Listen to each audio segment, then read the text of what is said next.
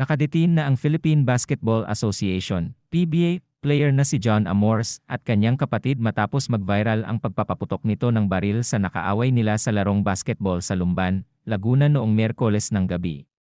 Kasama ng kanyang kapatid, voluntaryo ang mga itong sumuko sa Lumban Municipal Police Station, MPS, bandang 1:00 ng madaling araw.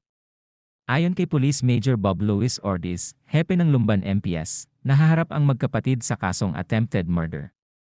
Sinabi ni Ortiz na isa pang kapatid ng manlalaro na chairman ng barangay sa Pagsanjan ang gumawa ng paraan sa pagsuko nito at 20 anyos pa nilang kapatid.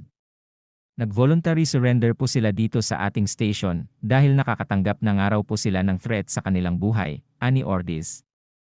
Sa investigasyon, naglalaro ng basketball si Amores sa barangay Salak nang makasagutan nito ang isa nilang kalaban na si Lika Calda, 32 anyos at isang seaman, dahil sa isang tawag